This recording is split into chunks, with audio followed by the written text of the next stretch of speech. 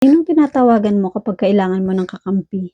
From 2 Corinthians 6 verse 18, "And I will be a father to you, and you will be my sons and daughters, says the Lord."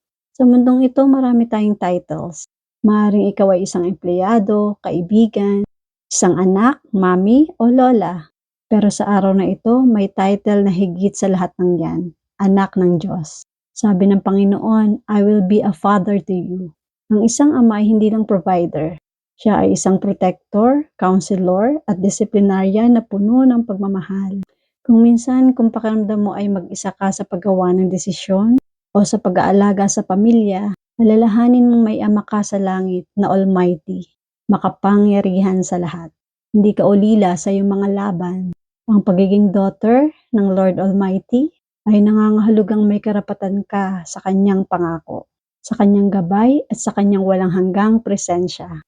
Di mo kailangan magpanggap o maging perpekto para mahalin ka. Sapat na ang katotohanang ikaw ay kanya.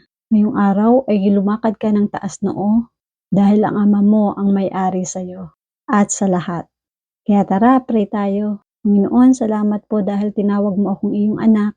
Salamat po dahil sa gitna ng aking mga responsibilidad, ako ay may amang matatakbuhan at mapapagsabihan ng aking mga worries. Turuan mo po akong mamuhay ng may kumpiyansa na nanggagaling sa iyong pagmamahal. Pinuubaya ko po sa iyo ang aking araw at ang aking buhay. Amen. Let us declare, ako ay anak ng Diyos na makapangyarihan. May ama akong nag-aalaga sa akin. Tandaan mo, your identity is not based on what you do, but on whose you are. You are a daughter of a king. Walk in confidence today, knowing that your Heavenly Father is always by your side.